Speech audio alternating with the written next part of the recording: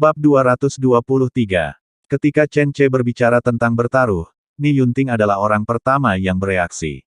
Dia tahu bahwa Chen Ce pasti masih punya banyak uang. Jika Anda bertaruh dengannya, Anda pasti akan menang. Tapi tidak ada ruang baginya untuk berbicara di sini sama sekali. Meskipun dia biasanya adalah sang Ni Banhu yang disegani, dia adalah makhluk yang ditakuti banyak orang. Tapi sekarang, di sini, dia hanyalah salah satu anak angkat Liu Yanhu. Jadi dia mengarahkan pandangannya pada Liu Yanhu. Liu Yanhu juga menyadari masalah ini. Tujuan mempermalukan Yu Zhaolong hari ini sebenarnya telah tercapai, dia telah membuat orang awam mengetahui orang seperti apa Yu Zhaolong, dan juga membuat Yu Zhaolong kehilangan muka. Dan saat ini, jika dia bisa memenangkan sejumlah uang dari Yu Zhaolong, atau keponakan di belakang keluarganya, bukankah itu keuntungan yang besar? Liu Yanhu sudah menerima kabar dari Ni Yunting. Chen Ce pasti punya uang dalam jumlah besar, setidaknya puluhan ribu tael, atau bahkan ratusan ribu atau mungkin jutaan tael. Arogansi kehilangan lebih dari 30.000 tael perak tanpa mengubah ekspresinya. Uang adalah keberanian seorang pria. Mereka berpikir bahwa keberanian Chen Ce tidak terpengaruh sama sekali. Satu-satunya kemungkinan adalah keberaniannya belum rusak dan dia masih memiliki cukup banyak uang, cukup baginya untuk berani bertindak gegabah di sini. Liu Yanhu saling memandang dan putra angkatnya, lalu tertawa dan bertanya, ini sangat baru, bisakah kita bertaruh dalam hal ini? Oke, anak muda, beritahu saya bagaimana cara taruhannya. Chen Ce melambaikan tangannya, bukankah aku baru saja mengatakan itu? Dalam 3 hari, aku akan menemukan sepotong batu besar dan mengaspal jalan ini. Setelah 3 hari, kamu bisa datang dan melihatnya. Aku benar-benar menggunakan batu besar batu untuk menutupi lubang di jalan. Jika aku bisa melakukannya, maka aku menang. Jika tidak, aku kalah. Aku akan membayar kalian semua satu untuk satu. Aku akan menerima berapapun yang berani kalian pertaruhkan. Begitu Chen Ce selesai berbicara, Yu Zhaolong tidak tahan lagi dan buru-buru meraihnya. Apakah kamu gila? Tahukah kamu omong kosong apa yang kamu bicarakan? Tempat ini panjangnya lebih dari 10 meter dan lebar 7 atau 8 meter. Mau dicari kemana batu yang begitu besar dan lebar? Kalaupun ada, tahukah kamu betapa beratnya? Kata-kata ini telah diatur sebelumnya, dan itu juga merupakan keraguan Yu Zhaolong. Dia benar-benar tidak tahu bagaimana batu sebesar itu bisa diangkut. Belum lagi lebarnya, bahkan sebongkah batu kecil pun membutuhkan banyak orang untuk membawanya, dan beberapa ekor kuda untuk menariknya, bukan? Bongkahan batu sebesar itu sungguh tak terbayangkan. Chen Ce melambaikan tangannya dalam diam, jangan khawatir, paman kedua, uang dapat membuat perbedaan besar. Keluarga kita punya banyak uang. Itu hanya masalah sepele. Selama kita punya cukup uang, saya tidak percaya tidak ada yang bisa menanganinya untukku. Orang lain tertawa terbahak-bahak saat mendengar kata-kata Chen Ce. Sial, dia keterbelakangan mental, dia benar-benar pesolek, dia tidak tahu apa-apa. Tapi tidak apa-apa, orang bodoh seperti itu tidak pantas memiliki uang sebanyak itu. Di luar, orang-orang yang tidak jauh dari situ terkejut. Apakah aku mendengarnya dengan benar? Keponakan Tuan Yu sebenarnya berkata bahwa dia ingin menemukan sebongkah batu besar untuk menutup lubang terbuka ini. Puff, apakah orang ini sedang pamer otaknya? Uang bisa membuat hantu berkeliaran, tapi hantu pun tidak bisa melakukan hal seperti itu, kan? Bodoh sekali. Dia menghabiskan begitu banyak uang untuk berjudi dengan orang-orang ini. Bodoh sekali. Nanti dia akan ditipu sampai mati oleh orang-orang ini. Bagaimana mungkin ada orang yang mengajukan taruhan seperti itu? Betapa bodohnya dia. Hahaha, sekarang ada yang seru untuk disaksikan. Kita tunggu saja bagaimana penanganannya. Orang-orang biasa bertindak sebagai orang yang bersenang-senang menonton pertunjukan, dan mereka jelas tidak menyukai sedikit pun playboy seperti Chen Ce. Yu Zhaolong segera menghentikannya, tidak, ini tidak mungkin. Tuan Liu, Tuan Zhu, taruhan seperti itu seharusnya tidak ada sama sekali, kan? Itu tidak akan menjadi masalah. Apakah Anda setuju? Sudut mulut Liu Yanhu terangkat, Tuan Yu, ini salah. Karena keponakan Anda mengusulkan taruhan ini dan tidak ada yang memaksanya, bagaimana Anda bisa mengatakan taruhan itu tidak ada? Saya pikir apa yang dikatakan keponakan Anda benar. Uang dapat membuat perbedaan. Saya juga ingin melihat apakah ada orang di dunia yang bisa melakukan hal seperti ini. Baiklah, mari kita buat ini masuk akal. Saya pikir terlalu sulit untuk menambal keseluruhan lubang di jalan dan halamannya. Saya akan memberi Anda waktu 5 hari. Jika Anda bisa mengisi 3 lubang besar ini, maka saya akan menghitung Anda sebagai pemenang. Ini 50.000 tael uang kertas perak. Tuan Yu, pegang uang ini dan jadilah saksi. Siapapun yang menang bisa mengambil uang ini 5 hari kemudian. Begitu Liu Yanhu bergerak, terdengar suara gemuruh, dan semua orang di sekitarnya merespons. Satu persatu, mereka mulai memberikan uang taruhan mereka. Hahaha, pria sejati, tepati janjimu. Tuan Yu, ini 3.000 tael milikku. Ini 5.000 tael milikku. Saya bertaruh 10.000 tael, Tuan Yu, saya optimis terhadap keponakan Anda, hahaha. Semua orang mengikutinya dan menyerahkan uang kertas ke tangan Yu Zhaolong. Yu Zhaolong mencoba membantahnya beberapa kali, tapi dia tidak tahu harus berkata apa. Dia tidak menyangka hal itu akan benar-benar terjadi.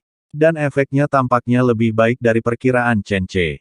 Dalam waktu sesingkat itu, para pejabat, pedagang, tuan tanah dan pengawal ini menyerahkan lebih dari 100.000 tael perak ke tangan Yu Zhaolong. Yang lain melihat prefektur gugup, mengira Yu Zhaolong tidak berani mengambilnya, sehingga membuat tangannya gemetar. Yang tidak mereka ketahui adalah Yu Zhaolong tidak takut menerimanya, tapi bersemangat. Ketika Chen Ce memberitahunya tentang rencana ini, dia tidak percaya itu bisa berhasil. Sekarang, dengan uang kertas lebih dari 100.000 tael di tangannya sendiri, hati Yu Zhaolong penuh dengan kegembiraan, sudah tak tertandingi. Menurut karakter Liu Yanhu yang terus terang, jika dia kehilangan uang yang dia serahkan di depan banyak orang, dia tidak akan pernah mengambilnya kembali tidak peduli betapa marahnya dia. Tapi, bagaimana kita bisa membuatnya kalah? Apakah itu Liu Yanhu atau Yu Zhaolong? Mereka semua percaya bahwa langkah Chen Ce adalah langkah mati. Chen Ce tidak punya peluang menang sama sekali. Untuk lubang jalan yang besar dan lebar, bahkan jika Yu Zhaolong memperpanjang waktu menjadi 5 hari dan hanya menutupi 3 lubang, maka batu yang dibutuhkan masih harus sangat besar, memiliki panjang setidaknya 5 atau 6 meter, lempengan seperti ini mungkin beratnya puluhan ribu kilogram. Tidak peduli seberapa keras dia berpikir, Yu Zhaolong tidak berpikir ada orang yang bisa memindahkan lempengan batu seperti itu. Kalau begitu taruhannya sudah selesai. Tuan Prefek, saya juga bertaruh 20.000 tael. Dalam 5 hari, kami akan datang lagi untuk mengambil uangnya. Saat itu, Tuan Prefek, keponakan Anda akan baik-baik saja, jika dia melarikan diri. Kami pasti akan mencarimu. Kuharap Anda sudah bisa menyiapkan cukup perak saat itu, hahaha. Su Rongsheng akhirnya menyerahkan 4 uang kertas perak kepada Yu Zhaolong, lalu pergi sambil tersenyum. Rakyat jelata juga mulai bubar, dan lelucon ini pun berakhir. Setelah semua orang pergi, Liu Yanhu dan anak buahnya datang untuk mengambil hadiah ulang tahun satu persatu. Hei, kenapa kalian membawanya kembali? Kalian sangat tidak tahu malu. Bukankah ini hadiah ulang tahun untuk paman keduaku? Teriak Chen Ce untuk menghentikan mereka. Tapi Yu Zhaolong menariknya ke dalam rumah. Jangan khawatirkan tentang mereka. Benda-benda itu awalnya digunakan oleh mereka untuk mempermalukanku. Apa kamu benar-benar berpikir mereka akan memberikannya kepadaku? Yu Zhaolong menarik Chen Ce ke halaman, dan kemudian menyerahkan segenggam uang kertas dengan sakit kepala. Bagaimana kita harus menangani masalah ini? Ratusan ribu tael perak ini benar-benar kentang panas. Apa yang harus saya gunakan sebagai kompensasi dalam 5 hari? Kalian benar-benar akan memberi saya masalah. Yu Zhaolong sangat cemas sehingga ingin berlarian dengan panik. Semua orang di halaman sudah berkumpul. Qiu Yaoer mengambil uang kertas dari tangan Chen Ce dan mulai menghitungnya. Setelah menghitung, dia melapor kepada Chen Ce dengan suara tajam, Tuan suami, totalnya 145.000 tael. Kita telah mencapai tujuan. Chen Ce mengangguk dan berkata dengan maksud yang belum selesai, sayang sekali barang-barang yang mereka kirim tidak bisa diambil dari mereka, dan nilainya juga tidak kurang dari nilai uang kertas ini. Yu Zhaolong memutar matanya tanpa berkata-kata, hei, aku sudah sangat tua sehingga aku akan membuatku takut sampai berkeping-keping. Kalian harus cepat memberitahuku apa yang harus kalian lakukan. Jangan khawatir, Tuan Yu. Kami sangat yakin. Kalau tidak, saya tidak akan terus-terusan bicara omong kosong untuk membawa topik itu di depan mereka. Apalagi cuma ini, meskipun ada lubang beberapa kali lebih luas, itu tidak akan terlalu berlebihan buatku. Itu juga bisa dilakukan dengan mudah. Yu Zhaolong memandangnya seolah Chen Ce adalah seorang dewa. Ya, tapi dewa mabuk. Mudah dilakukan. Apakah dia masih membual saat ini? Apakah dia mempunyai penyakit yang akan membunuhnya jika dia tidak menyombongkan diri? Tentu saja, Chen Ce tidak sesumbar lagi. Selanjutnya, dia bahkan tidak meninggalkan halaman. Mereka baru saja mengirim seseorang ke Li Tianba untuk memberitahu Li Linzi bahwa sudah waktunya untuk menjalankan rencana. Jadi, orang-orang Li Linzi datang sambil membawa segerbong kecil semen dan batu. Gerbong yang ditingkatkan ini memiliki gerbong yang panjangnya 3 meter dan lebar 2 meter, mampu menampung sekitar 3 ton semen dan ditarik oleh 2 ekor kuda. Setelah konvoi berlari 2 kali berturut-turut, akhirnya mengangkut material bangunan ke depan Yu Mansion. Kemudian dibangun banyak papan kayu dan dibangun papan pelindung setinggi 3 meter, sehingga orang di luar tidak dapat melihat dengan jelas apa yang terjadi di dalam. Ayah angkat, anak itu berhubungan dengan Li Linzi dari Li Tianba dan menyeret banyak bubuk abu-abu dan beberapa kerikil. Saya tidak tahu apa yang akan dia lakukan. Ayah angkat, anak itu menyuruh orang menggunakan papan kayu untuk menutupi tempat taruhan itu dibuat. Mungkinkah dia punya konspirasi? Ni Yunting, seorang pecundang, dengan rajin mengirimkan informasi yang telah dia kumpulkan kepada Liu Yanhu sesegera mungkin. Liu Yanhu sedang menulis kaligrafi, tetapi dia menyalin kaligrafi emas tipis yang menjadi populer akhir-akhir ini, dan konten yang dia salin adalah Menara Bangau Putih, karya Chen Ce. Napasnya sangat tenang, dan dia berkata dengan tenang, biarkan dia bermain. Hahaha, aku masih tidak percaya dia bisa menyulap 3 batu besar. Kirim orang untuk mengawasinya, jika orang-orangnya ingin mendapatkan batu di suatu tempat, lalu kirim saja seseorang untuk memecahkan batu itu terlebih dahulu. Keyakinan Liu Yanhu datang dari pengetahuannya. Bagaimanapun, dia tidak percaya bahwa akan ada batu alam sebesar itu di dunia ini yang dapat diangkut ke Gunsu. Itu adalah batu besar yang beratnya 10.000 kilogram. Chen Ce tidak akan mampu memindahkannya, apalagi mengangkutnya ke Gunsu. Taruhan kali ini adalah tentang anak yang mencari kematian dan mendapatkan uang dengan mudah. Kamu tidak perlu khawatir apakah anak itu dapat menyelesaikan taruhannya sekarang, tetapi kamu harus khawatir apakah anak itu mampu membayar begitu banyak uang. Aku tidak peduli dengan uang orang lain. Bagaimanapun, dia harus membayar 50.000 tael perak milikku. Berikan padaku 100.000 tael. Teruslah mengawasinya, tapi jangan biarkan anak itu melarikan diri. Lalu kita akan melihat berapa banyak uang yang bisa dia dapatkan sebagai kompensasi taruhannya. Ya, ayah angkat, aku akan pergi dan mengawasinya sendiri. Dia tidak hanya ingin tampil bagus di depan ayah angkatnya, tapi yang lebih penting, dia ingin menonton kesenangannya. Dia ingin tahu apa yang ingin dilakukan orang-orang itu dengan begitu banyak pasir, kerikil dan serbuk abu-abu. Bab 224. Rumah Yu Zhaolong tidak pernah semeriah sekarang. Kecuali Liu Yanhu yang membawa orang untuk menamparkan wajahnya pada hari ulang tahunnya, dan berpura-pura memberi selamat padanya, rumah itu penuh dengan orang setiap hari sepanjang sisa hari itu. Chen Ce membawa timnya dan sekitar 30 orang tinggal. Kemudian Li Linzi juga membawa timnya, sekitar 50 orang, yang juga tinggal di Yu Mansion, yang utama adalah mereka tidak keluar dan hanya menunggu di halaman. Tidak ada cara lain untuk melakukan ini. Jika Anda pergi sekarang, Anda akan 100% ditangkap oleh orang-orang Liu Yanhu. Tapi sekarang mereka bersama, Liu Yanhu tidak bisa masuk, dia hanya bisa menebak. Apa yang Liu Yanhu dan yang lainnya tidak ketahui adalah bahwa setelah benar-benar mengepung lokasi konstruksi dan menghalangi pandangan orang luar, Chen Ce menyerukan orang-orang untuk mengambil tindakan. Pertama, bersihkan semua jalan yang rusak, buang sisa air yang terkumpul, dan paparkan. Kemudian mereka mulai menggunakan papan kayu untuk membuat backisting, meninggalkan parit di kedua sisi jalan, seperti pembangunan jalan pada generasi selanjutnya.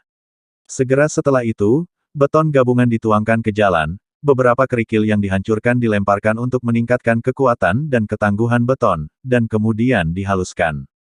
Puluhan orang hanya butuh waktu 1 pagi untuk memuluskan jalan yang berantakan itu.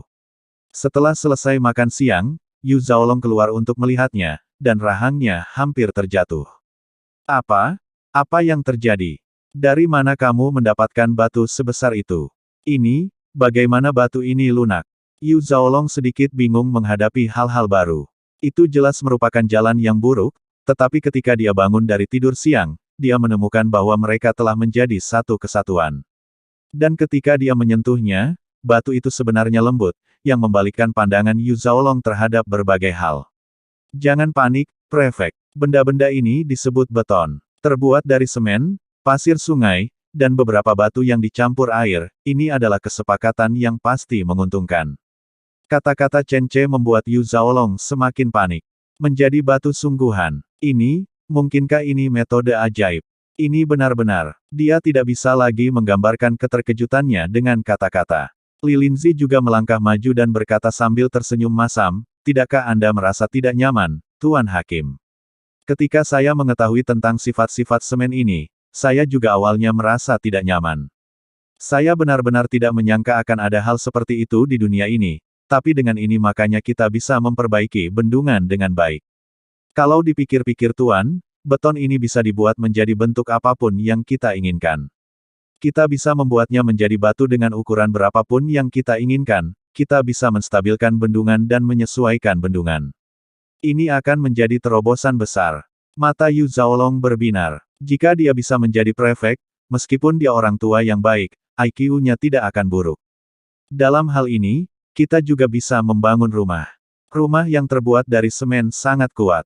Chen Ce menambahkan, yang membuat Yu Zhaolong perlahan menjadi bersemangat. Tidak hanya itu Tuan, beton ini mempunyai peranan yang sangat beragam dan juga dapat digunakan untuk membangun jalan.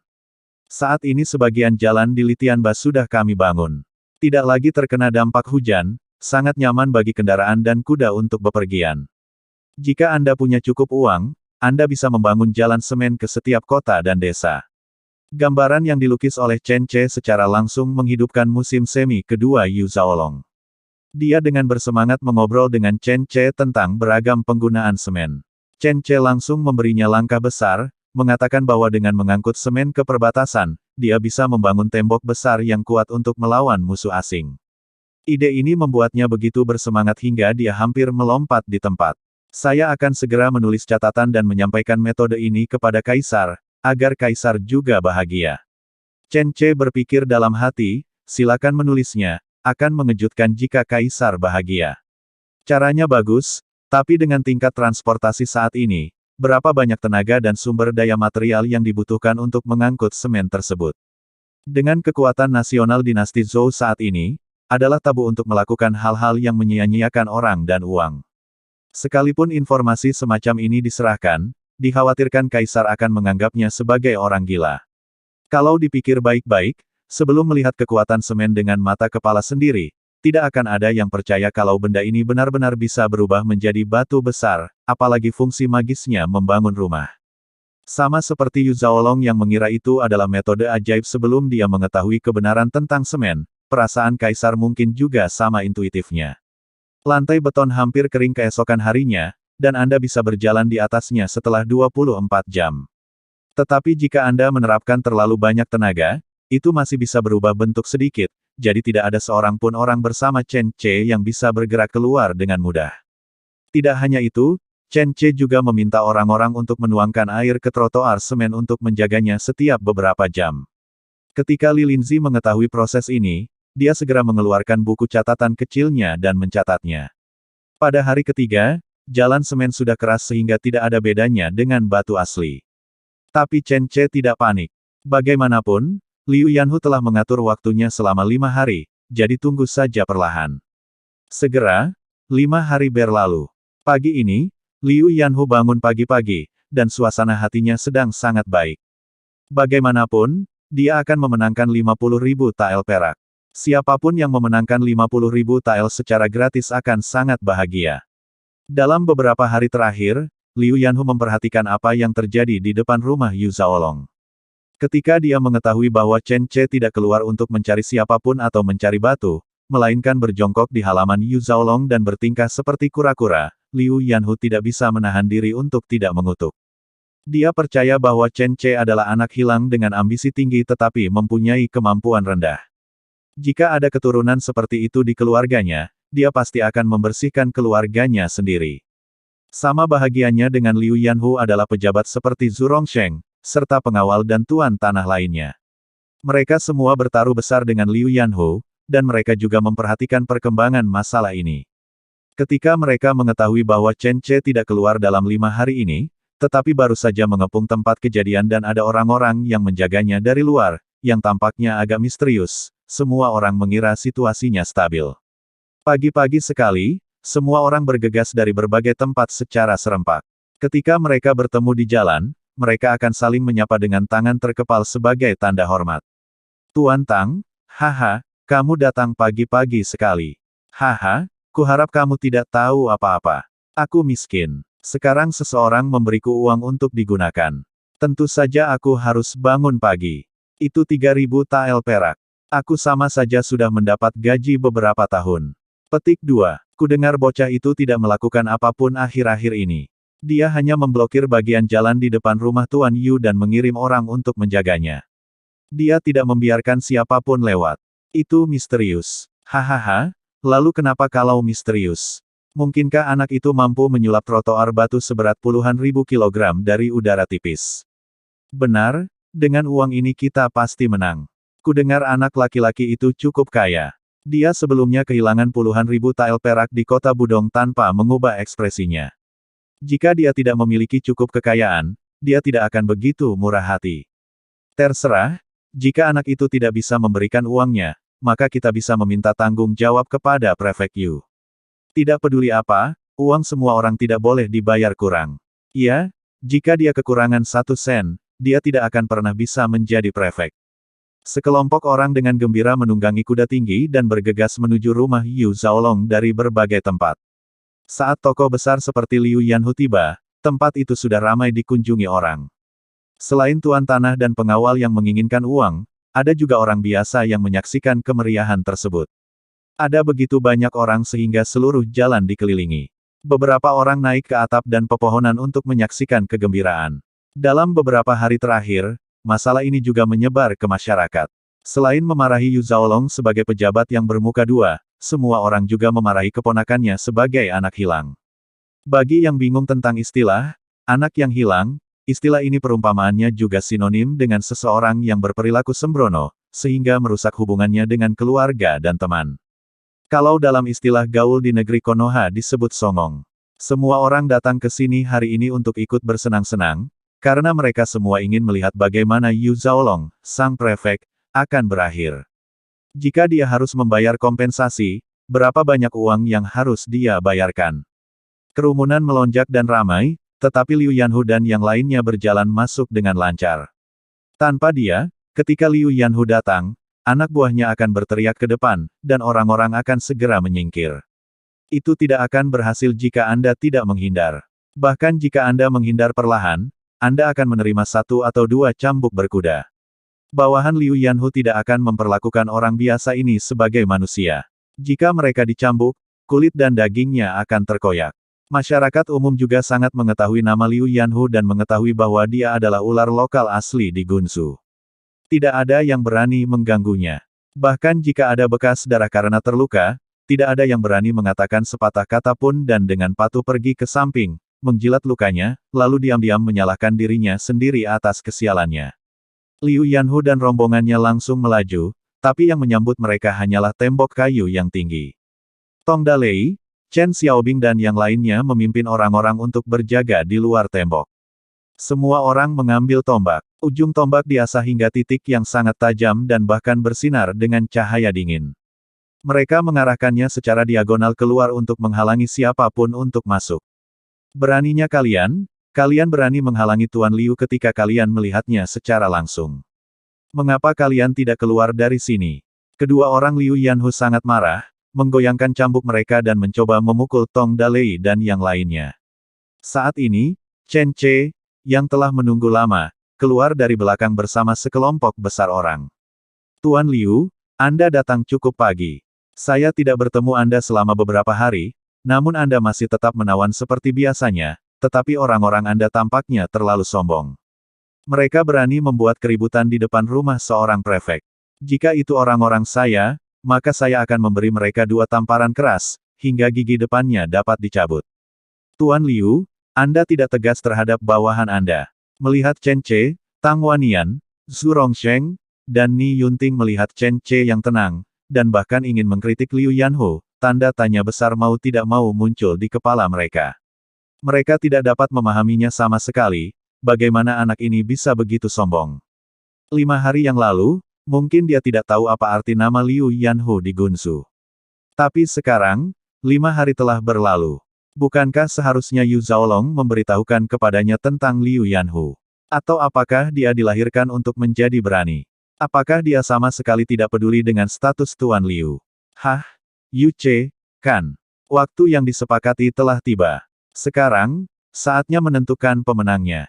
Mengapa kamu tidak cepat membayarkan uang milik kami? Su Rongsheng meninggikan suaranya dan meraung keras, dan yang lainnya mulai berteriak. Terdengar suara teriakan seperti mengikuti angin. Bab 225. Tolong bayar 3.000 tael perakku. 10.000 tael milikku, Yu Ce, apakah kamu ingin mengambil uang kertas atau peraknya? Cepat dan bayar kembalikan uang kami, jika tidak, kamu tidak akan bisa pergi hari ini. Hahaha, bukan hanya dia yang tidak bisa pergi, aku khawatir Tuan Yu pun juga tidak bisa pergi. Seperti kata pepatah, ada kekuatan dalam jumlah, sehingga orang-orang ini mulai berteriak keras, dan mereka dicurigai sedang mencemooh. Chen Ce tidak takut dengan cemoohan mereka. Dia menutup telinganya dan bertanya dengan keras sambil tersenyum, Tuan Liu, saya sedikit lupa, taruhan macam apa yang sedang kita bicarakan saat itu. Apakah dia ingin berkelit dari hutangnya? Liu Yanhu tersenyum dingin dan berkata dengan lantang, 5 hari yang lalu, kita sepakat bahwa jika Anda menemukan 3 batu besar dalam waktu 5 hari, Anda dapat mengisi 3 genangan air di depan rumah Tuan Prefek sepenuhnya. Disepakati bahwa batu-batu itu harus lengkap. Ketiga potongan tidak boleh disambung. Karena alasan ini, Anda membuat taruhan. Itu akan terungkap hari ini. Jika Anda bisa melakukannya, saya akan kehilangan 50.000 tael perak. Jika tidak, saya harus meminta uang kepada Prefek Yu. Tuan Yu Ce, apa Anda ingin membantahnya? Orang-orang pada hari itu masih bisa bersaksi. Liu Yanhu bahkan melihat kembali orang-orang di sekitarnya. Segera, beberapa anjing yang penjilat berkata dengan penuh semangat, Tuan Liu benar, saya ada di sana pada saat itu, dan inilah yang Anda bicarakan tentang taruhan itu. Benar, benar, cepat bayar, pecundang. Kenapa, kamu masih ingin bermain-main? Jangan berpikir kami bisa ditipu. Orang-orang biasa yang menyaksikan kegembiraan ini berdiri dan menjadi perwujudan keadilan, dan bahkan memarahi Chen Ce. Chen Ce sepertinya tiba-tiba teringat, dan tertawa, maaf, saya hampir lupa, hahaha, jangan khawatir, saya mampu menanggung kerugian. Selama saya kalah, saya akan segera membayar semuanya, tetapi jika Tuan Liu dan yang lainnya kalah, bisakah kalian menanggung kerugian? Kalian tidak akan membalas dendam padaku di belakangku, kan? Menggali lubang, Chen Ce mulai menggali lubang untuk anak-anak tua ini. Dia hanya ingin melihat seperti apa ekspresi mereka ketika mereka mengetahui kebenaran. Pada saat yang sama, itu juga memblokir percakapan mereka, jangan sampai mereka menyangkalnya setelah kalah. Liu Yanhu tertawa, apakah saya, Liu Yanhu, terlihat seperti tipe orang yang tidak bisa kehilangan uang dan tidak mengakui kekalahan. Anda bahkan tidak perlu bertanya, saya memiliki reputasi yang baik. Benar, bagaimana mungkin Tuan Liu tidak bisa memegang komitmennya? Oke, ayo segera ungkapkan, kami tidak punya waktu untuk main-main denganmu di sini. Di mana Tuan Yu? Cepat keluar dan saksikan. Uang taruhan kami masih ada di tangan Anda. Semua pejabat mulai bersorak lagi. Yu Zhaolong berjalan keluar di tengah-tengah panggilan yang tak ada habisnya. Dia tampaknya telah menua bertahun-tahun akhir-akhir ini. Begitu dia keluar, dia menatap Liu Yanhu dengan tatapan simpatik. Kemudian dia berkata, Tuan Liu, sulit bagi Anda untuk melakukan perjalanan ini, tetapi saya khawatir saya akan mengecewakan Anda. Kali ini, Andalah yang kalah. Semua uang Anda hilang dari anak ini. Apa? Liu Yanhu tertegun sejenak, lalu tersenyum, Tuan Yu sangat pandai bercanda, bagaimana kami bisa kalah? Semua orang tahu bahwa ini adalah tugas yang mustahil. Dalam 5 hari terakhir, anak ini belum keluar untuk mencari batu. Mungkinkah dia bisa memunculkan 3 batu besar dari udara tipis untuk menutup jalan di halamanmu? Yu Zhaolong merentangkan tangannya, saya tahu Anda tidak yakin, tapi buka mata Anda dan perhatikan baik-baik. Begitu Yu Zhaolong selesai berbicara, Chen Ce mengangguk, dan kemudian Tong Dalei, Chen Xiaobing dan yang lainnya, yang telah bersiap sejak lama, mendorong papan kayu yang menghalangi pandangan. Ledakan. Saat papan kayu jatuh, 3 potongan besar trotoar semen datar diletakkan dengan tenang di depan gerbang Yu Mansion, menggantikan genangan air kecil sebelumnya. Liu Yanhu, Zhu Rongsheng, Tang Wannian, Ni Yunting, serta Tuan Tanah Kaya, bangsawan dan pejabat semuanya menghirup udara bersama.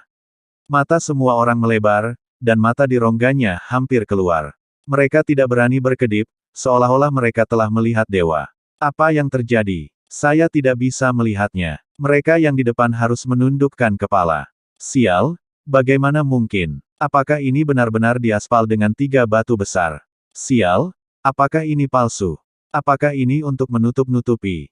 Rakyat jelata di belakang sudah berteriak-teriak. Mereka tidak pandai mengatur bahasa seperti para sastrawan atau pejabat. Ungkapan esensi kebangsaan yang terus-menerus adalah ekspresi sebenarnya dari suasana hati mereka.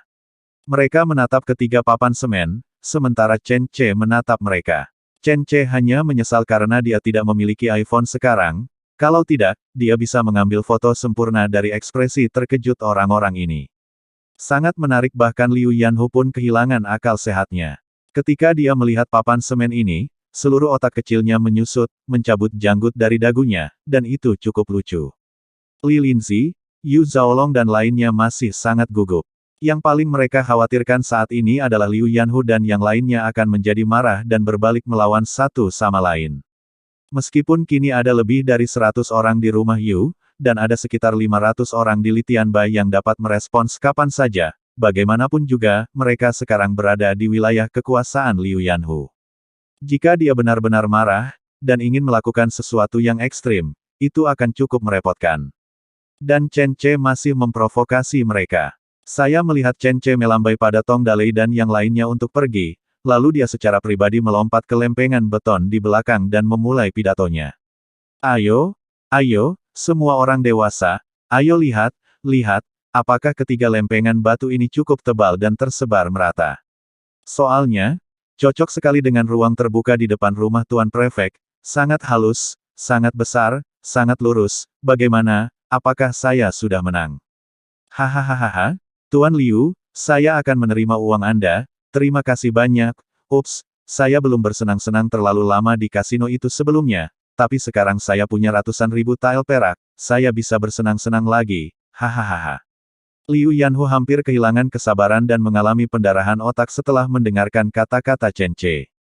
Dia membuka mulutnya beberapa kali, tapi dia tidak tahu harus berkata apa. Bagaimanapun, 3 batu besar di kaki Chen Ce sangat sempurna. Dia melompat dan ingin pingsan ketika dia berdiri di atasnya. Liu Yanhu tiba-tiba menjadi sedikit linglung, dia tidak dapat memahami bahwa selama 5 hari terakhir, dia jelas telah mengirim orang untuk berjaga di sini. Selain Chen Ce dan yang lainnya, mereka menyeret bubuk abu aneh dengan kereta dan beberapa pasir kerikil, tidak ada batu besar yang terangkut sama sekali. Mengapa ada 3 batu padat lagi di sini sekarang? Liu Yanhu belum pernah melihat batu yang lebih lurus dari ini. Sudut-sudutnya rapi, seolah-olah dipotong dengan pisau, dan permukaannya halus, seolah-olah dikikis dengan alat pengikis. Mereka sangat besar, sangat berat, setiap bongkahan batu tersebut mungkin memiliki berat puluhan ribu kilogram, dan mengangkut satu bongkahan seperti ini seperti sebuah keajaiban, tetapi sekarang ada 3 keping. Bagaimana kemunculannya? Kapan mereka muncul? Pikiran Liu Yanhu hampir meledak memikirkannya. Sakit, tapi dia tidak tahu bagaimana hal itu bisa terjadi. Itu palsu. Bagaimana ini mungkin? Itu pasti palsu. Zhu Rongsheng sangat marah sehingga dia melompat dari kudanya dan bergegas ke sisi Chen Ce. Tetapi ketika Zhu Rongsheng menginjaknya, dia tahu itu tidak mungkin palsu. Saat dia melompat dan menginjaknya, kakinya sakit. Tidak ada masalah dengan lantai semen. Chen Ce juga menyerahkan palu sambil tersenyum, Tuan, jangan sakiti kaki Anda. Ayo, ini palu. Jika menurut Anda itu palsu, ketuk saja dan pecahkan. Jika itu tidak keras seperti batu, maka saya setuju dengan Anda bahwa itu palsu. Hentikan, dasar pria gendut, jika kamu bisa memecahkan trotoar beton, maka aku akan mengembalikan uangmu. Oke, ini yang kamu katakan. Zhu Rongsheng mengambil palu itu dengan kejam, lalu membungkuk dan menghancurkannya. Dengan keras, palu menghantam jalan, dan pantulan yang kuat mengguncang palu dari tangannya. Sedangkan untuk trotoar beton yang dipalunya, tidak ada yang salah kecuali ada titik putih. Merasa malu, Zhu Rongsheng berteriak dan menunjuk pengawal Liu Yanhu, "Kalian, ambil pisau atau palu dan belah beberapa batu palsu untukku. Saya tidak percaya ini nyata. Bagaimana mungkin? Apakah seseorang bisa memindahkan 3 batu besar dalam 5 hari?" Zhu Rongsheng tidak mempercayainya, begitu pula yang lain, atau mereka diberi harapan olehnya. Mereka semua menyaksikan tanpa daya ketika para penjaga mengambil palu, atau mengambil batu atau papan kayu di dekatnya, atau bahkan memotongnya ke tanah dengan pisau mereka sendiri.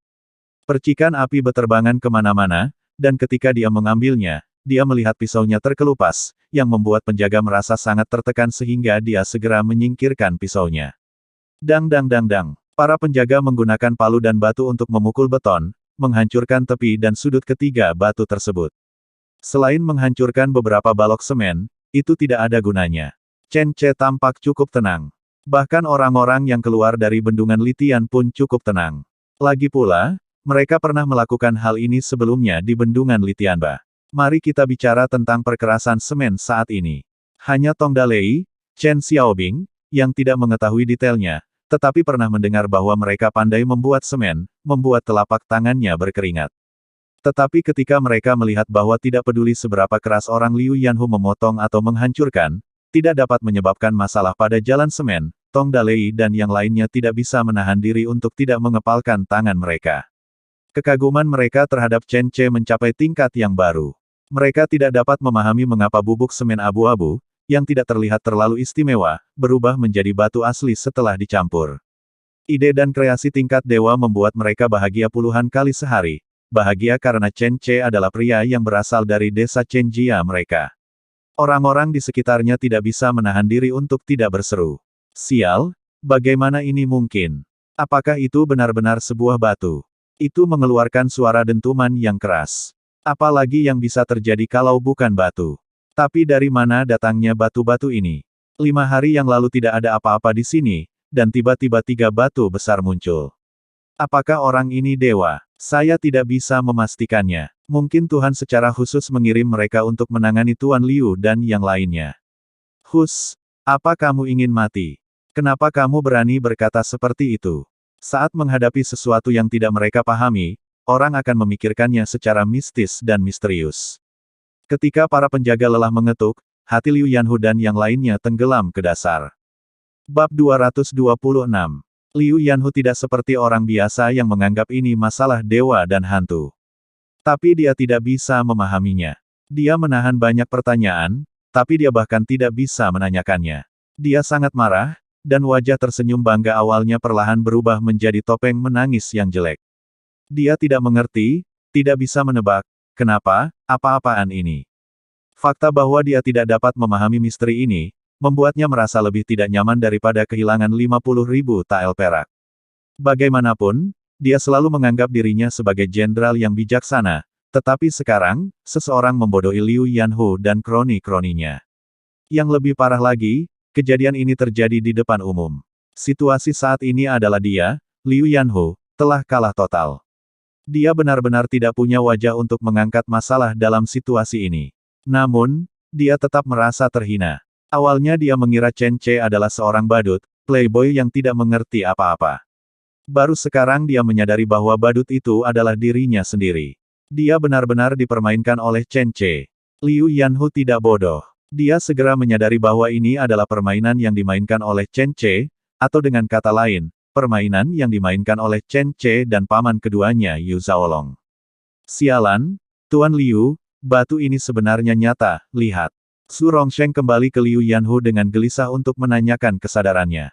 Liu Yanhu menarik napas dalam-dalam, menoleh, dan pergi diam-diam tanpa berkata apa-apa. Zhu Rongsheng, yang akrab dengannya, tahu bahwa Liu Yanhu benar-benar marah seperti ini. Dia benar-benar marah. Selanjutnya, dia pasti akan membalas dendam secara gila-gilaan terhadap Yu Zhaolong dan yang lainnya. Zhu Rongsheng naik ke atas kuda betina kecilnya dan berkata dengan keras kepada Chen Ce, "Nak, kita pasti akan bertemu kembali di gunung ataupun sungai, kita lihat saja nanti." Chen Ce mengeluarkan seikat uang kertas dari tangannya dan melambaikan tangannya, "Tuan Liu, terima kasih banyak atas uang kertasnya, hahaha, semoga perjalananmu menyenangkan." Liu Yanhu, yang telah berjalan puluhan meter jauhnya, mendengar kata-kata Chen Ce, dan wajahnya berubah menjadi marah. Dia mengangkat cambuknya dengan marah dan menamparkan pantat kudanya. Tiba-tiba kuda mewahnya meringkik dan membawanya meninggalkan tempat kejadian. Anak buah Liu Yanhu segera mengejarnya seolah-olah mereka diusir oleh anjing. Su Rongsheng, Tang Wanian, dan Fang Daseng juga pergi. Liu Yanhu mengakui kekalahannya, dan mereka harus mengikutinya, meskipun mereka ingin mendapatkan uang mereka kembali dari Chen Ce. Tapi mereka hanya bisa menahannya. Sepertinya kalian semua berakting dan berpura-pura. Aku tidak menyangka akan tertipu olehmu, kamu sedikit lebih licin. Sialan, mari kita tunggu dan lihat. Ni Yunting sengaja diam dan buru-buru berteriak kepada Chen Ce. Chen Ce tersenyum dan mengangkat uang kertas di tangannya ke arahnya, Ni Banhu, uang ayah angkatmu ada di sini. Jika kamu memiliki kemampuan, datang dan ambilkan kembali untuknya. Kamu, Ni Yunting melemparkan cambuk kuda dengan marah, dan kemudian berjalan menuju Chen Ce dengan wajah cemberut, apakah kamu pikir aku tidak berani?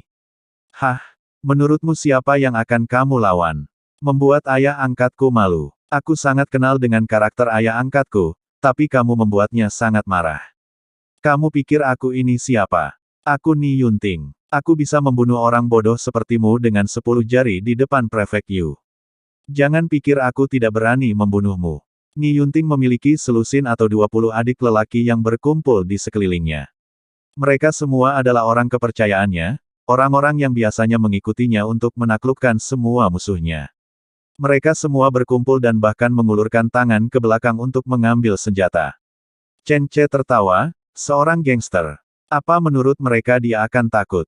Dengan menjentikkan jarinya, Tong Dalei, Chen Xiaobing, Qiu Yaoer, Chen Wu, Lin Dalei, dan Xie Kui dan hampir ratusan orang bergegas keluar dari belakang Chen Ce.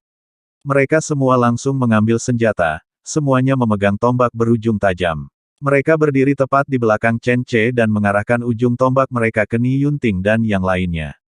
Pada saat ini, Ni Yunting tertegun, dan Qiu Yaoer langsung mengarahkan ujung kapak ke antara alisnya. Ni Yunting berkeringat dingin. Qiu Yaoer kecil, tapi kapaknya sangat besar. Kapak yang sangat besar, sangat tajam bahkan bisa membiaskan sinar matahari. Kapak itu diarahkan ke tengah dahi Ni Yunting, sama mantapnya seperti gunung. Ni Yunting tidak bisa menahan diri untuk tidak melihat bilah kapaknya, dan matanya tampak juling. Dia tidak mengerti, bagaimana mungkin gadis kecil yang terlihat begitu kecil ini bisa mengangkat kapak seberat itu dengan satu tangan. Apakah itu hanya kapak palsu? Untuk menakut-nakuti orang. Tidak hanya Ni Yunting yang panik, tetapi bawahannya juga panik. Sebab, Chen Ce dan yang lainnya memiliki lebih banyak orang. Keuntungannya bukan milikku, mundur. Ni Yunting mundur 2 langkah, lalu menatap Chen Ce dan berkata, kita lihat saja nanti. Haha, mengapa kamu pergi sekarang? Apa kamu tidak mau duduk di sini sebentar? Ngomong-ngomong, aku hampir lupa memberitahumu, sebenarnya aku bukan keponakan Tuan Yu. Aku pergi ke rumah judimu untuk kalah sejumlah uang, hanya untuk melihat betapa bodohnya kamu. Lihat, kamu sangat mudah dibohongi, lihat, kamu benar-benar tertipu, kan? Kamu pergi ke ayah angkatmu untuk memberitahukan tentang aku, kan? Dan sekarang, kamu harus kembali dan menjelaskan kepada ayah angkatmu lagi. Wajah Ni Yunting menjadi lebih gelap, dia tidak berani tinggal lagi, dan lari dengan putus asa. Orang-orang biasa tergila-gila menonton kemeriahan hari ini, tetapi mereka menikmatinya. Setelah pejabat, tuan tanah, dan pengawal pergi, mereka mau tidak mau maju untuk menginjak tanah, menyentuhnya, dan melihat apa yang terjadi pada tanah ini. Chen Ce membuang ekspresinya ke arah Ni Yunting dan yang lainnya, dan malah menjawab pertanyaan untuk orang-orang biasa sambil tersenyum. Semua orang bertanya-tanya bagaimana kami melakukannya, kan? Sebenarnya sangat sederhana. Ini bukan batu asli. Saya menyebutnya lantai semen karena terbuat dari semen yang dicampur dengan batu dan pasir. Bisa disebut beton. Anda bisa datang dan lihatlah. Ini semen dan ini pasir.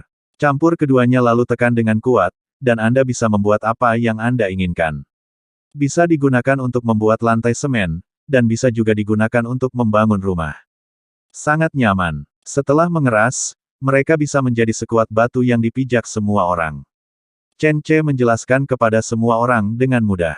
Semen bukan rahasia, melainkan sesuatu yang perlu dipromosikan.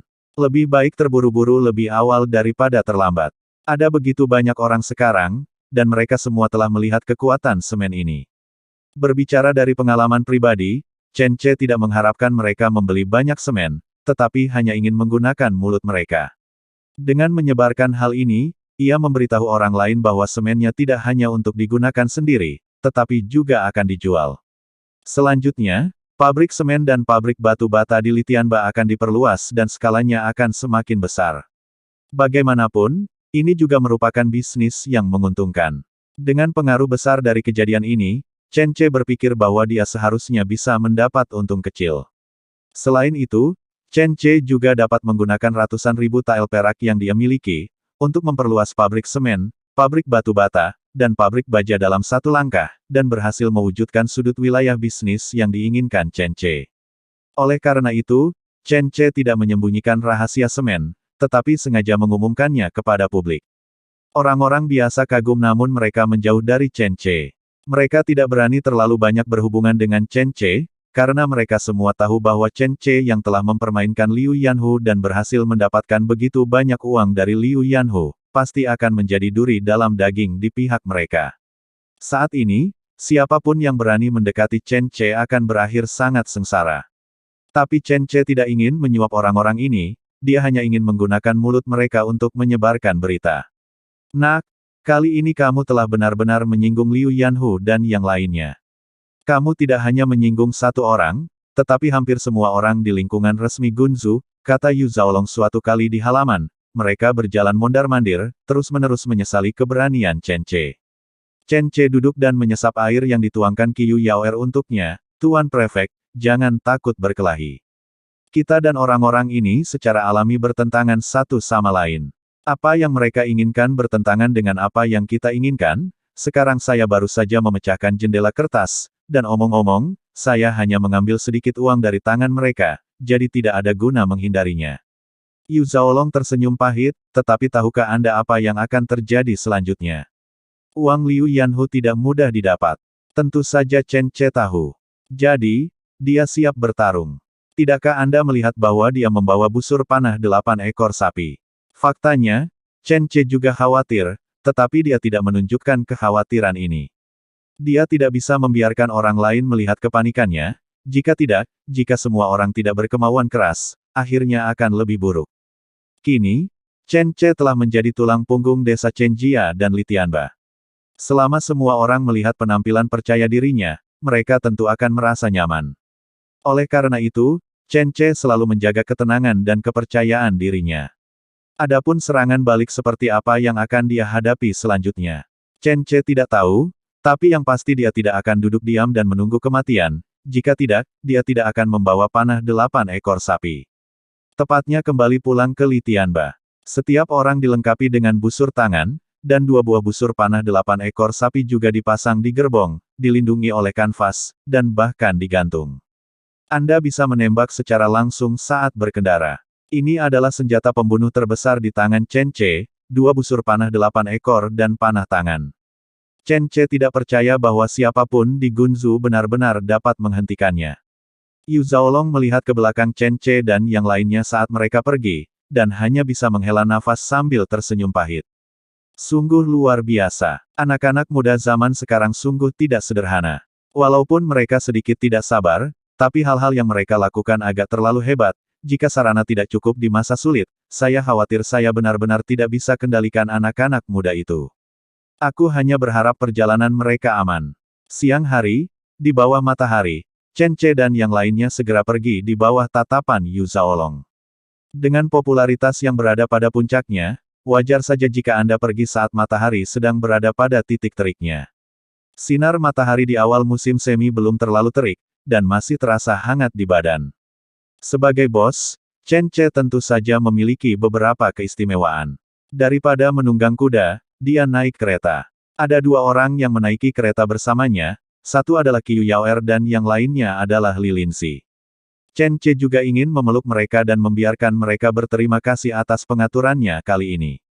Tanpa diduga, mereka berdua lebih gugup daripada orang lain begitu mereka masuk ke dalam kereta, mereka memiringkan busur dan menatap ke segala arah setiap saat, bersiap menghadapi keadaan darurat. Bab 227. Oke, jangan khawatir. Kita punya pengintai. Kalau ada pergerakan, mereka akan mengirimkan kembali beritanya. Kita hanya perlu mendengarkan suara peluit bambu. Bukan karena Chen Ce berhati besar, dia juga tidak berpura-pura dengan sengaja, tapi dia sebenarnya tidak segugup mereka. Mendengar rumor bahwa jika menyinggung Liu Yanhu, maka tidak akan bisa bertahan di Gunzu, Chen Ce memutuskan untuk mencoba memecahkan rumor tersebut. Matahari tengah hari agak cerah, dan ada lubang besar di atap gerbong. Chen Ce terbaring di sana, dan matahari menyinari wajahnya, membuatnya tidak bisa membuka matanya. Di sebelah kirinya adalah Qiu Yaoer, dan di sebelah kanannya adalah Li Linzi. Kedua wanita itu harum. Mereka kini penuh kewaspadaan, terutama Li Linzi, kepalanya sesekali melihat keluar, untuk memastikan situasi dengan hati-hati. Musuh mungkin tiba-tiba keluar dari kedua sisi. Dia bahkan tidak menyadari betapa menggodanya dia dengan mencondongkan tubuh ke depan sambil setengah berlutut, mengarahkan gundukan posteriornya ke arah Chen Ce.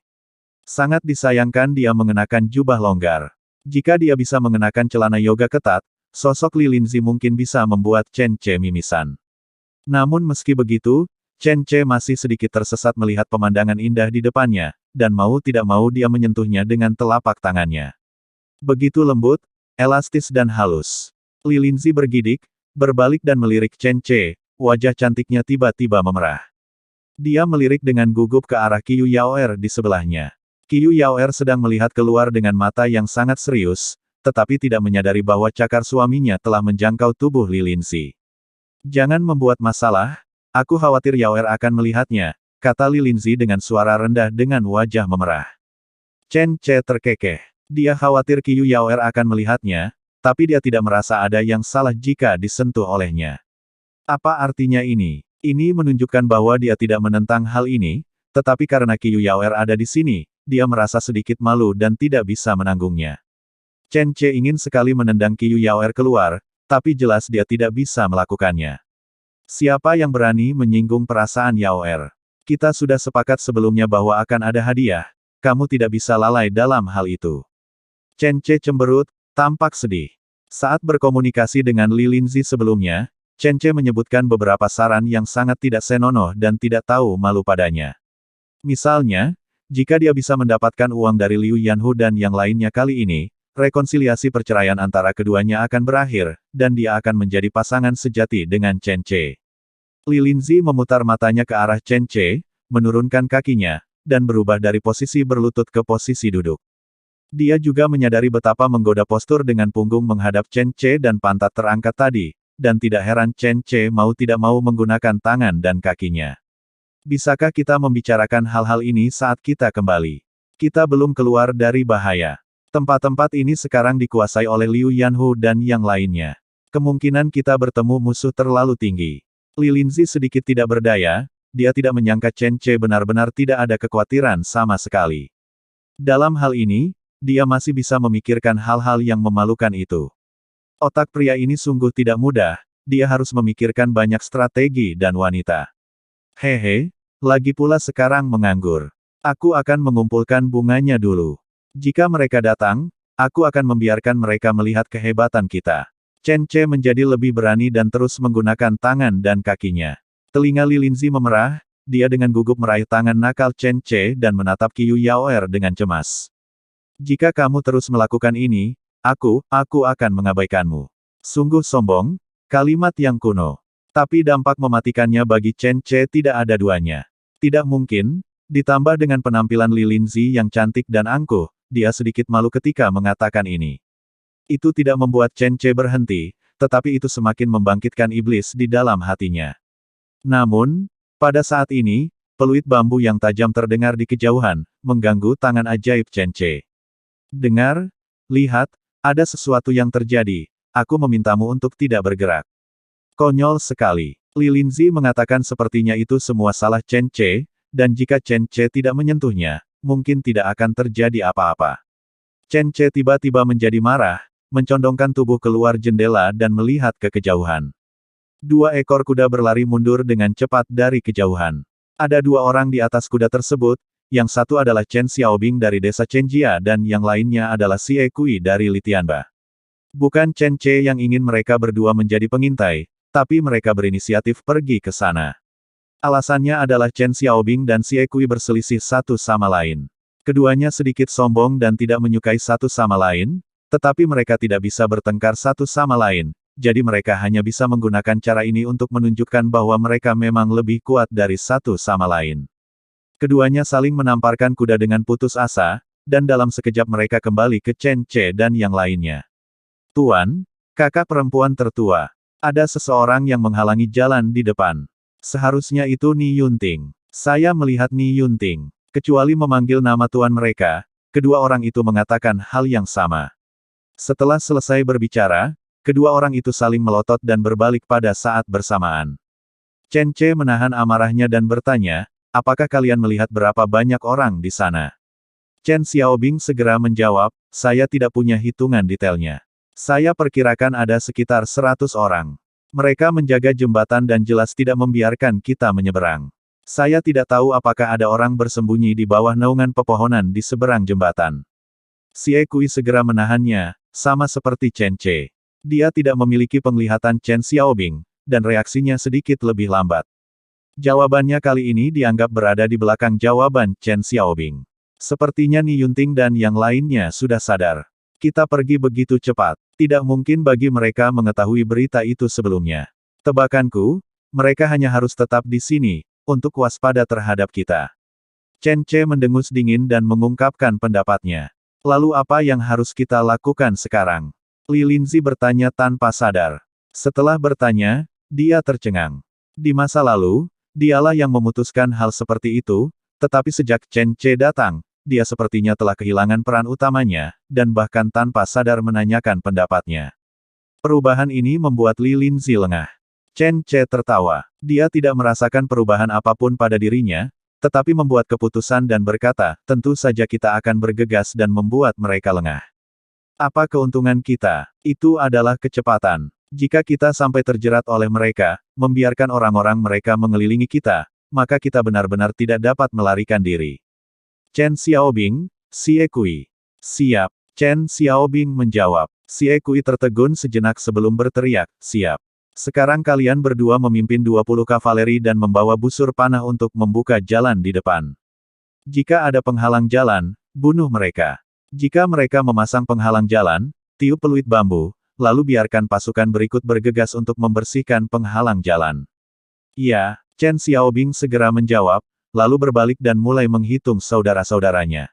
Langkah Xie Kui lamban dan gerakannya lebih lambat. Dia hanya bisa menyaksikan tanpa daya saat Chen Xiaobing menyebutkan 18 orang, semuanya dari desa Chenjia. Xie Kui merasa sedih, tapi dia tidak punya pilihan selain membiarkan orang lain pergi. 20 orang menunggang kuda cepat dan bergegas menuju jembatan kayu di kejauhan. Awalnya, Chen Che dan yang lainnya tidak memiliki banyak kuda. Kuda-kuda ini diberikan oleh Yu Zhaolong, dan itu juga merupakan hadiahnya untuk Chen Che dan Li Linzi. Alasan mengapa Yu Zhaolong banyak bekerja sama dengan Chen Che terutama karena dia merasa bersalah. Dia merasa bahwa meskipun dia seorang prefek, dia gagal melakukan hal-hal baik untuk masyarakat Gunzu untuk membangun sebuah bendungan. Jadi dia mengirimkan lusinan kuda ke Chen Che, ini adalah barang paling berharga yang dia miliki. Meskipun kuda-kuda ini adalah kuda tua dan terluka yang telah diganti di medan perang, Chen Che sangat puas dengan kuda-kuda itu karena harga kudanya tidaklah murah. Poin kuncinya adalah setelah Chen Che melihat kuda-kuda ini, dia menyadari mengapa mereka adalah kuda yang terluka. Kuku mereka semua terluka. Pada saat inilah Chen Che menyadari masalah besar. Sepotong batang besi dapat memberikan kehidupan kedua bagi kuda-kuda yang terluka ini. Bisnis ini benar-benar layak dilakukan. Namun, rumah Yu Zhaolong tidak memiliki kondisi seperti itu, jadi Chen Che hanya bisa meminta semua orang untuk menyelesaikannya dan menunggu sampai mereka kembali ke Litianba untuk menanganinya. Di jembatan kayu di kejauhan, pemimpinnya adalah putra angkat Liu Yanhu, Ni Banhu alias Ni Yunting. Pada saat ini, Ni Yunting benar-benar berubah menjadi postur pahlawan hutan hijau, memegang parang di jarinya, dan dikelilingi oleh adik-adiknya. Mereka semua pernah menjilati darah dari ujung pisau untuk merampok rumah, mereka berjudi, mereka sering berkelahi di jalanan. Siapakah itu bajingan yang membuat bos dan Tuan Liu kehilangan muka? Sial, dia tidak takut kita punya banyak orang. Selain Ni Yunting, seorang pria kuat yang memegang gada bergagang panjang meludah dan mencibir. Nama belakang pria ini adalah Yu, namanya Yu Qiang. Dia adalah saudara laki-laki Ni Yunting dan salah satu dari dua Raja Kong di bawah Ni Yunting, tingginya 188 cm, dan dijuluki Yunli King Kong oleh bawahannya. Di sebelah Yu Qiang ada seorang pria kurus seperti batang bambu, dia sedang merokok, memegang dua pisau di tangannya, dan matanya tajam. Ia tidak memiliki nama, hanya ada nama panggilan, ular air, dan dijuluki Raja Kabut oleh bawahannya. Terutama karena ia merokok, bertubuh tidak menentu, membunuh orang dengan kejam, dan tidak menunjukkan belas kasihan sama sekali, maka ia mendapat nama tersebut. Ular air memandangi 20 penunggang kuda yang sudah berlari ke depan dan mengeluarkan lingkaran asap. Mereka benar-benar tidak tahu bagaimana hidup atau mati. Sekelompok pekerja migran di lokasi konstruksi sebenarnya berani menyebut kita penakut. Bos, apakah Anda keberatan jika saya menahan beberapa orang dan membunuh mereka secara perlahan? Ni Yunting mengangguk, tentu saja, tapi hati-hati jangan sampai membunuh wanita bernama Li Linzi, dan wanita mungil di sebelah Yu Che, yang juga sangat cantik. Jika mereka disajikan kepada ayah angkat bersama-sama, dia pasti akan berbahagia. Tentu saja yang terpenting adalah uang kertas yang dimiliki Yu Che. Semua uang kertas itu tidak boleh hilang, semuanya milik ayah angkatku. Berbicara tentang uang kertas, Ni Yunting menjadi bersemangat. Dia diam-diam senang atas keputusannya. Awalnya dia hanya berjaga-jaga jika Chen Che dan yang lainnya pergi, tapi dia tidak menyangka mereka akan pergi begitu cepat. Kekuatan lain belum bereaksi, seperti Tuan Zhu Rongsheng. Dia pasti tidak sanggup menahan nada ini, dan dia juga pasti ingin membunuh Chen Che untuk memuaskan kebenciannya. Namun reaksinya tidak secepat Ni Yunting. Hanya dia, yang paling dekat, yang bisa menghentikan Chen Che dan kelompoknya. Ni Yunting sangat bersemangat. Selama dia menangkap Chen Che, dia juga akan mengambil uang dan wanita itu. Untuk tujuan ini, dia memanggil anak buahnya dan memanggil sekitar 200 orang terdekat. Sekarang, ada kurang dari 100 orang di jembatan kayu. Itu hanya untuk membingungkan Chen Che dan yang lainnya, sehingga mereka bisa bergegas dengan putus asa. Ketika saatnya tiba, pasukan tersembunyi akan keluar lagi, dan kemenangan itu bisa dilakukan dengan sempurna. Tepat ketika Ni Yunting mulai memikirkan masa depan, Chen Xiaobing telah memimpin orang untuk membunuhnya. Bersambung ke bab selanjutnya.